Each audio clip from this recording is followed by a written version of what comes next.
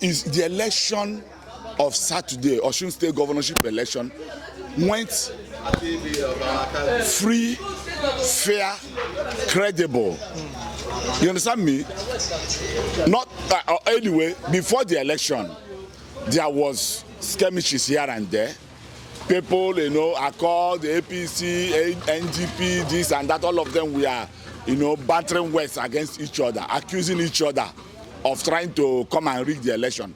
But with the help of Mr. President and the security agencies, because Mr. President gave security agents marching order, go there, protect the sanctity of the ballot, protect the Osun people, let there be free, fair and credible election. And that was what happened on Saturday.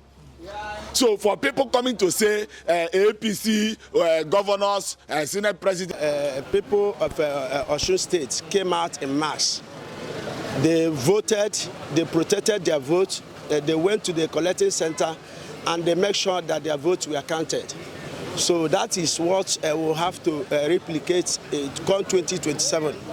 If we actually want Nigeria to work, if we actually want a change, we must be in alert 24/7. We don't just go to the polling unit to vote, but when we do that, we also crown it up with protecting that very vote, going to the collection center to make sure that the results are being uploaded. So Mr. President made sure that there was security, absolute security in Osun State for the election to go free and fair. So I commend Mr. President, I commend the security agencies, I commend all and sundry of Osun State, because they have chosen the APC, NGP, this and that. All of them were, battering words against each other, accusing each other of trying to come and rig the election.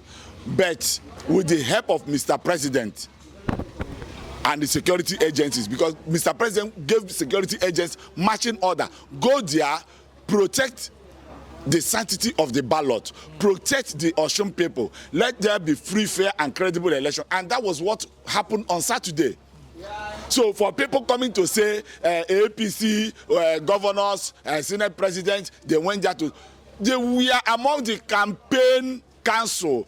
They went there to campaign. After the campaign, they all left to their various places. They were not there on Saturday. If you are there on Saturday, what will you do? Are you going to vote?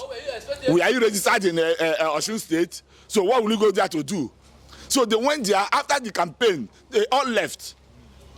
Likewise, they are called the party national ESCOs and the campaign council. They were there. They all campaigned for Mr. Deleke. After the campaign, they all left. So if you were there on Saturday, what are you going to do? Will you come and force people to vote against their will? The answer is no.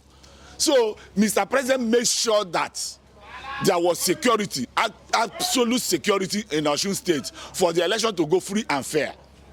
So I commend Mr. President, I commend the security agencies, I commend all and sundry of Osun State, because they have chosen their leader. So even before the election, I was fully in support of Adeleke. I want him to complete his 8 years. I want him to complete his 8 years. So let Osun people test him. And they've tested him in the first 4 years. In the second 4 years, they will also test. Then by 20, whatever, another person will come. They will also compare and contrast. So while we are people saying Senate President went there, they were among the campaign council and they finished their work and they've all gone to their various places. So we've seen videos, a lot of videos circulating how electorals were trying to, why probably the opposition party were trying to. Opposition? Which party is the opposition? APC, excuse me, APC. Can you assert? Excuse me, don't see. You don't. This is well, it's alleged until proven beyond reasonable doubt. It's only the court of when those people that were arrested, when they are tried, at the end of the day, they will know who sent them. Because excuse me, see, one thing in politics is that if you are my rival in politics, for example, I can send people to come and do something in my own house so that they will say you are the one that did it. Just like during do that, we will remove this tribal sentiment and religious sentiment and this divide and rule, because with these things they will always divide you. You go to the north, you see suffering. No, people are not suffering here. You go to the north, where do you see people, somebody married to 5 or 6 wives, having up to 20-something children, and the person has no job. His own is to go and beg. So you see these Alamajris, you see them, they use religions to cage them. But to these people who are their politicians, who are in the north, their children are overseas. They are in US, they are in America, studying. But these people are the people they say they are infidels. Why are they taking their own children to their country? The country of these infidels. Why are they taking them there to go and study? Why these children that they have changed their mentality through religion, they keep them in the north, they give them gun to begin to kill one another, to bring insecurity, to bring banditry, to bring Boko Haram. The ideology, you see? So, and this ideology, you can't go there in Saudi Arabia and see it. You can't see it. The government of Saudi Arabia cannot welcome these teachings. You understand? Because they know that these teachings will bring about killing, bring about insecurity, extremism, and jihad. So in all this, I'm just saying, I've been somebody who has propagated that Nigeria should come to division. We should divide Nigeria by all means, so that people will go their separate way and enhance their life, enhance their God-given talent. You understand? Yes, so if we keep on saying one Nigeria, people will be suffering, and the people that will suffer severely is the north, because insecurity have ravaged the north. And you see internal displaced persons, IDP camps. You see people being deserted, you see homes being deserted, you see people being thrown out of their ancestral homes. So, and their land, they can't farm. So in essence, it's not about religion, because your religion will not put food on your table. Your tribe will not put food on your table. What will put food on your table is your talent, is the orientation you have, the exposure you have, and these things will only come if the government in the center has the citizens at hand. For the division of Nigeria and succession. You must do that. You must do that, because you see, why I always talk about this very man, Nnamdi Kanu. Since Nigeria held him, Nigeria has never knew peace. It has been one problem or the other, one problem or the other, one problem or the other, insecurity everywhere. This man is the man who has come out to speak the truth. And he has not killed anybody. And there is no way Nigeria government has been able to convict him lawfully. They went and did mago and took him to Sokoto prison. But it will not solve Nigeria problem. What will solve Nigeria problem is dialogue. They must go and dialogue with this very man. Dialogue with this very man.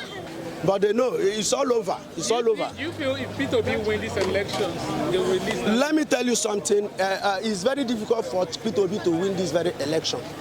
He is the most qualified candidate. What of Shawore? You say Lee Meba hired people go to his house and destroy those kabu cars. Why the main expensive cars in his yard, in his compound, we are not touched? It was Lee Meba that perpetrated such heinous crime in order for people to say it was Nyesom Wike because he was the governor of Rivers State. The expensive to get cheap political sympathy, and which is to discredit his excellency, which I know in his character he cannot do that. I can vet for him anywhere in the world. Chief Basayi Wike cannot descend so low to do that. So in politics, anything can happen, anything goes. Lee Meba then hired people to come to his house in GRA here, in Port Harcourt here, and destroy those rickety cars that are not useful, to say it was Nyesom Wike. So in Osun State, people can hire people to come and perpetrate evil. They will now say it is the other person. It happens anywhere. So it is not a new thing in Nigeria. Do you think Nigeria can replicate this in the 2023? What, 2027 general election?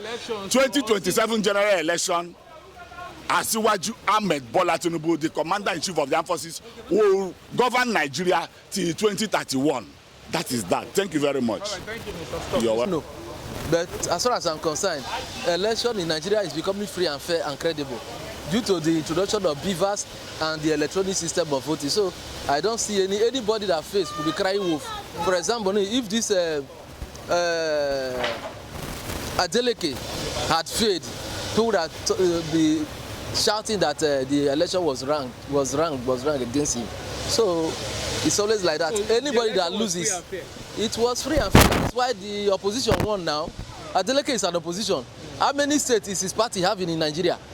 I think it should be the only state, the only governor of that party. Are you getting me? So it's more or less a minority of a minority. So if at all he can win, it means Nigeria's election is becoming free, fair, and credible. As simple as ABC. But to make it clear, I am not a politician. I don't belong to any political party. I analyze economy. But you will have preferred if the APC won.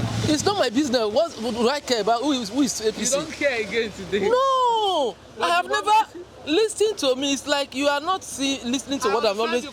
I am always promulgating what is right, and I told you that what Asiwaju Bola Ahmed Tinubu is doing is right to the economy. Right. I'm always after the economy. Nothing concern me, concern political party, whether APC, whether PCA, whether BBB, whether BDU. I don't care. All I know is economy.